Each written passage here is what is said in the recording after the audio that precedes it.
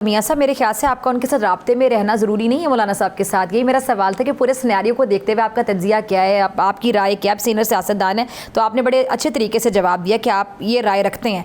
अच्छा सर, ये वज़ीर आला KP के जो तब्दील हुए हैं, अली मीन गंडापुर साहब ने ऐसा क्या कर दिया था कि आपकी क्या अंडरस्टैंडिंग है कि उनको तब्दील करना पड़ा इन हालात में? फिर KPK में जिस तरह दहशत गर्दी सर उठा रही है वो आपके सामने, बलूचिस्तान भी बड़ा अफेक्ट हो रहा है वो भी आपके सामने है, जो बैरूनी ताकतें हैं खासतौर पर हमारा जो एक रिवायती भारत है और फिर अफगानिस्तान से जो मामला हैं वो भी आपके सामने है। तो ऐसे हालात में वज़ीर आला KPK की तब्दीली क्या वाकई बहुत ज़्यादा नागुज़ीर थी, बहुत ज़्यादा ज़रूरी थी? और फिर अली मीन गंडापुर साहब ने जो अलीमा खान साहिबा के हवाले से शिकायत लगाई, अब PTI ये तासुर देती है कि अलीमा खान साहिबा का तो नाम अंदर है ही नहीं, ऐसी कोई बात है ही नहीं। फिर एक नई चीज़ जो सामने आई, अंसार अब्बासी साहिबा का कॉलम आपने पढ़ा होगा, अंसार अब्बासी साहब का, उन्होंने कहा कि इमरान खान साहब तो सोहेल अफरीदी साहब को ज़ाती हैसियत में जानते तक नहीं थे। तो ये क्या हुआ? सोहेल अफरीदी साहब का नाम कैसे सामने आ गया? देखिए, बात सीधी सी है कि यहाँ सूबे का किसी को कोई लेना देना नहीं है कि वहाँ गवर्नेंस बेहतर नहीं थी, वहाँ करप्शन थी, वहाँ इंतज़ामी ढांचा तबाह कर दिया गया। मैं ये नहीं कहता कि किसी को ये सरोकार था। हाँ, बहुत अच्छा होता कि इमरान खान ये जवाज़ बना के वज़ीर आला को अलग करते कि जनाब यहाँ तो दहशत गर्दी है, खून रेज़ी रोज़ मैं देखता हूँ, आपसे कंट्रोल नहीं हो रही, आप करप्शन को कंट्रोल नहीं कर सके, आप डेवलपमेंट नहीं कर सके, आप सूबे को बेहतर तरीके से चला नहीं सके, लिहाजा मैं आपको अलग कर रहा हूँ। आप बुज़दार मुझे साबित हुए हैं, उस्मान बुज़दार जो पंजाब में उन्होंने लगाए थे, लेकिन ऐसा नहीं था। हुआ ये कि उन्होंने जिस मकसद के लिए उनको लगाया था उन पे जो मेहरबानी की थी वो तवक्को भी वही रखते थे कि वो पाकिस्तान की ईंट से ईंट बजा देंगे अगर इमरान खान को रिहा ना किया जाएगा। तो आप देखें कि जब भी तहरीक का किसी मार्च का ऐलान हुआ तो अली मीन गंडापुर जो हैं वो सारा साजो सामान सूबे के वसाइल के साथ हमलावर इस्लामाबाद पे होते थे और 26 नवंबर को वो नाकाम हुए कैसे? जब अदारों ने देखा कि जो इस जत्थे में ज़्यादा लोग हैं जो फ्रंट पे आके कानून नाफज करने वाले अदारों से जंग करते हैं, वो हैं कौन? जब उनकी शनाख्त हुई तो वो ज़्यादातर लोग जो थे वो अफ़गान थे, ट्रेंड याफ्ता लोग थे, जो छुड़वाए गए थे, जो छोड़े गए थे, जिनको आबाद किया था इमरान खान ने, फैज़ हमीद और इन सब ने मिलके वही सारे रियासत के साथ लड़ रहे थे। और जब उनको कंट्रोल किया तो उसके बाद आपने देखा अली मीन गंडापुर की ताकत जो थी वो हुकूमती वसाइल होने के बावजूद ख़त्म होकर रह गई या ना होने के बराबर रह गई। आज जो एक फ़्रेश खून, फ्रेश जज्बे से जिसको लाया गया है, उसको कोई सूबे के इंतज़ामात या सूबे को बेहतर चलाने के लिए नहीं, वहाँ की दहशत गर्दी के ख़ात्मे के लिए नहीं, बल्कि उसको लड़ाने के लिए, मरकज़ से, रियासत से लड़ाने के लिए उसको सामने लाया गया है कि ये जो है बंदा ये रियासत के साथ इमरान खान के लिए लड़ेगा। ये नहीं देखेगा कि मैं एक चीफ एग्जीक्यूटिव हूँ, सूबे का बन गया तो मेरी जिम्मेदारी अब क्या है। वो एक सियासी वर्कर के तौर पे जी आपने वो एक सियासी वर्कर के तौर पे बेहतर थे, मगर जब एक सियासी वर्कर से आपके ज़ुम्मे किसी रियासत की या सूबे की ज़िम्मेवारी आ जाती है तो फिर आपको सियासी वर्कर से ऊपर मियां साहब देखें, फिर एक जिम्मेदारी हुकूमत पे भी तो आती है, जिम्मेदारियां पूरी करनी है। मियां साहब देखें, जब आप ऑलरेडी उनकी फितरत से वाकिफ़ हैं, आपने कहा ना जवान खून, जिस तरह को लफ्ज़ आपने बोला, तो वो फिर मुराद सईद साहब जैसी सियासत करते हैं, आपको पता है कि बड़ी बेबाक और इस किस्म की सियासत करना चाहते हैं वो। तो फिर आप लोग भी मौका ना दें क्योंकि हुकूमत पर ज़्यादा जिम्मेदारी होती है अपोजिशन की निस्बत। खैर उनकी KPK में हुकूमत है, अब उन्होंने जो दरख्वास्त की थी वज़ीर आज़म से कि उनकी बानी चेयरमैन PTI से मुलाकात करवाई जाए, तो उस पर भी बड़ा मुअम्मा बना हुआ है कि वज़ीर आज़म साहब ने कहा कि मैं आपको बताऊँगा, पूछ कर बताऊँगा। तो पूछा जा रहा है किससे पूछना है, मुल्क के वज़ीर आज़म किससे पूछेंगे? ये इशारा किस तरफ था, ये जरा क्लियर कर दें। इसमें नून लीग क्या मौक़िफ़ रखती है? इसमें बड़ी बहस हो रही है।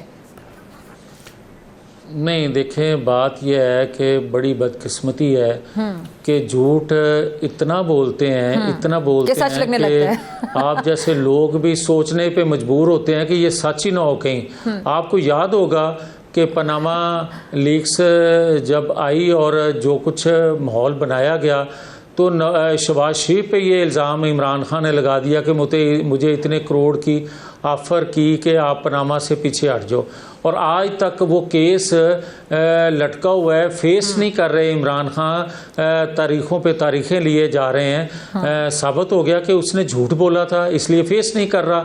इसी तरह मैं आज ये बात कहना चाह रहा हूँ आपके तवस्सुत से कि बड़ी बदकिस्मती है कि ऐसे झूठ, ऐसी बातें रियासत को नुकसान पहुंचाने के लिए की जाती हैं और अपना सियासी फ़ायदा उठाने के लिए कि रियासत जाए भाड़ में, मगर इनको सियासी फ़ायदा ज़रूर पहुंचे या इनको निकलना चाहिए।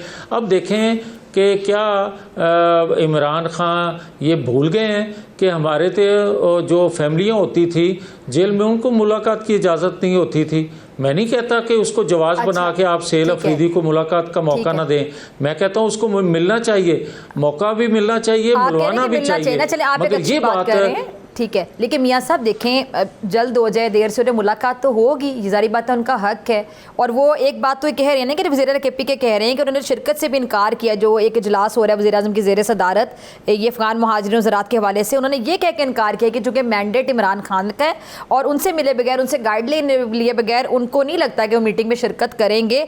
अवामी मैंडेट की तौहीन है, ये मौक़िफ़ आ रहा है सोहेल अफरीदी साहब का। तो आपको क्या लगता है, आप एक बड़े सीनियर सियासतदान हैं, आपको लगता है कि ये मौक़िफ़ उनका सही है या उनको शिरकत करनी चाहिए? और वाकई क्या उनके पास राइट नहीं है कि वो जिस इमरान खान साहब के मैंडेट पर वहाँ पर वज़ीर आला बने हैं तो उनसे मुलाकात वो कर सकें? क्या जब इमरान खान ने नवाज शरीफ मिलने गए 2013 के इंतखाबात के बाद, बनी गाला इमरान खान को जब चोट लगी थी, तो क्या उस वक्त उनके मैंडेट की तौहीन नहीं हुई जब उन्होंने कहा था कि ये मेरा रोड बनवा दें, मेरी घर को जो रोड आता है नवाज शरीफ साहब वो बना दें, और 2 महीने के बाद आपने धरना दे दिया था। और 2 महीने के बाद आपको याद आया कि अवाम का मैंडेट मेरा क्या है, मुझे दिया गया क्या है, और ये तो सारे बोगस तरीके से चोर दरवाजे से इक़्तिदार में आए हैं। और जब आप उससे ये डिमांड कर रहे थे कि सारा कुछ ठीक है, मेरी रोड बना दें, उस वक्त आपको ये याद नहीं था। बात करने वाली ये है कि आपको जो चीज़ पीछे से कही जाती है, क्योंकि उस वक्त कहा गया कि चीन ने इन्वेस्टमेंट करनी थी पाकिस्तान में, चीन का प्रेसिडेंट पाकिस्तान आ रहा था, उसका रास्ता रोकना था, आपने धरना दे दिया। उससे पहले ना आपको धांधली का याद था, ना आपको आइन कानून की बालादस्ती का फिक्र थी, आपको सिर्फ ये फिक्र थी मेरी रोड बननी चाहिए। ठीक है, चलें, ये तो आपने 13 की पुरानी बात कर ली ना, जरा आप फ्यूचर की बात कर लेते हैं अभी हाल ही में, क्योंकि मुझे आपसे फिर इजाज़त लेनी है, आपका वक्त भी कीमती है और फिर मुझे ब्रेक की तरफ जाना है। 1 मिनट है मेरे पास, ज़रा ये जवाब दे दीजिएगा, अगर मौलाना फजल रहमान साहब मार्च करते हैं इस्लामाबाद की तरफ तो वफाकी हुकूमत का आगे से क्या रिस्पॉन्स होगा, क्या रवैया होगा? आपका रवैया क्या उनके साथ वही होगा जो 26 नवंबर को PTI के साथ है, हाल ही में तहरीक लबैक के साथ जो हमने देखा? आप माजरत से इन 2 जमातों के साथ मौलाना फजल रहमान को अटैच ना करें। उसकी वजह यह है कि अगर इस्लामाबाद की तरफ मार्च वो करते हैं तो हुकूमत वक्त तो फिर मेरी बात तो सुन लेना, बात सुन ले। जी भाई आप सवाल करते हैं जी मियां साहब, जी प्लीज माजरत से, जी मियां साहब प्लीज तअम्मुल से अगले का जवाब लें। मौलाना फजल रहमान साहब, लाखों का मार्च कराची से शुरू हुआ और इस्लामाबाद आकर रुका, जहां उस वक्त की हुकूमत इमरान खान ने कहा कि इससे आगे नहीं जाने देंगे। मौलाना साहब ने तशद्दुद पे नहीं उतरे बल्कि वहीं धरना दे दिया जहां उन्होंने बिठाया। तो इसलिए मौलाना फजल रहमान साहब को आप इनके साथ खुदा के लिए ना अटैच करें। ये पाकिस्तान की बेहतरी है, पाकिस्तान की जो सियासी जमातें हैं, जो सियासी अप्रोच रखने वाली लीडरशिप है, उनका और पुरतशद्दुद लोगों को इजाजत से, यानी मैं आपकी बात से कंक्लूड करूं, आपकी बात से मैं कंक्लूड कर सकती हूँ, आप बड़े सीजन्ड पॉलिटिशियन है, कि आपकी बात से मैं कंक्लूड कर सकती हूँ कि हुकूमत मौलाना फजल रहमान साहब के मार्च से, इस्लामाबाद मार्च के बयान से ज़रा भी खौफज़दा नहीं है।